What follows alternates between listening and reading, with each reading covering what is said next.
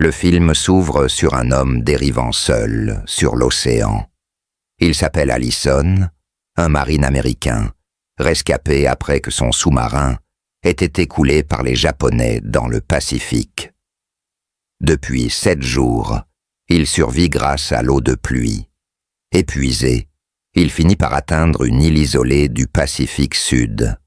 En explorant les environs, il tombe sur un village abandonné. Non loin de là, il aperçoit une petite église. Alors qu'il s'en approche, une silhouette féminine vêtue de blanc balaie l'intérieur du sanctuaire.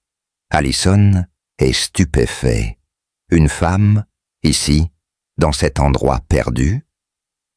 Au début méfiante, la jeune femme se détend lorsqu'elle comprend qu'il s'agit d'un soldat américain.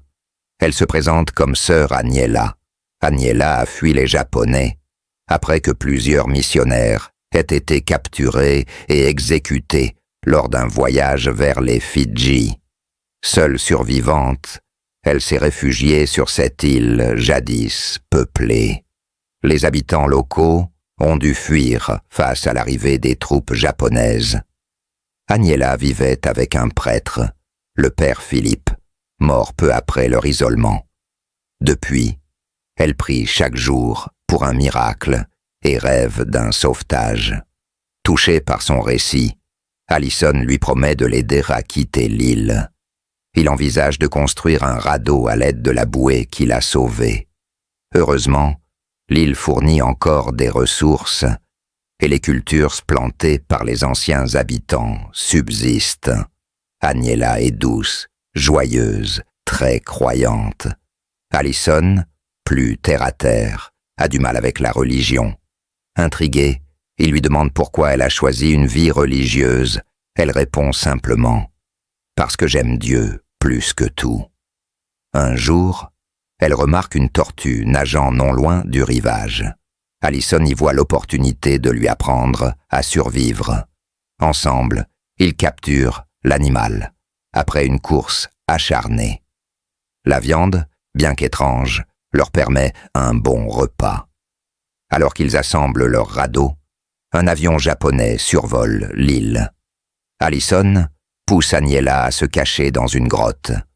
Le lendemain, des bombes s'abattent. Tout est détruit, y compris leur embarcation et les vivres.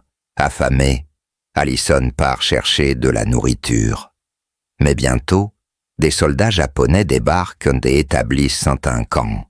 Le danger devient constant. Aniela reste cachée dans la grotte, pendant qu'Allison tente de pêcher. Alors qu'il revient avec quelques poissons, il est surpris par une patrouille et se cache dans les vagues.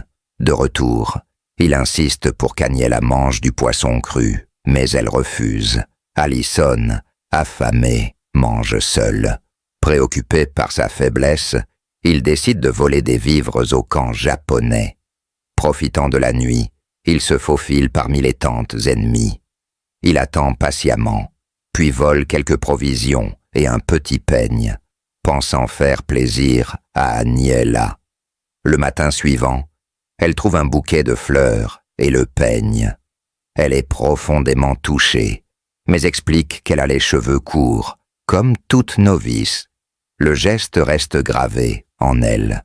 Allison commence à ressentir plus que de l'amitié. Il avoue ses sentiments, espérant qu'elle renoncera à ses vœux pour une vie avec lui. Aniela reste ferme, son amour est réservé à Dieu. Malgré sa déception, Allison garde espoir. Une nuit, de puissantes explosions éclatent au loin. Une bataille navale fait rage. Les Japonais quittent leur base temporairement.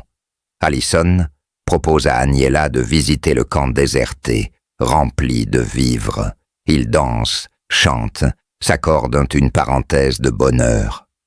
Allison chante pendant qu'Aniela coude. Il lui demande ce qu'elle ferait si elle retournait chez elle. Elle répondrait qu'elle reprendrait sa vie religieuse. Le cœur serré, il lui propose de l'épouser. Elle le remercie, mais refuse. Elle montre sa bague. Si elle prononce ses vœux définitifs, elle recevra une bague en or, symbole de pureté. Digne, mais triste, Allison s'éloigne. Agnella, seule, réprime ses propres émotions. Un soir, il trouve du saké. Allison en boit, Agnella refuse.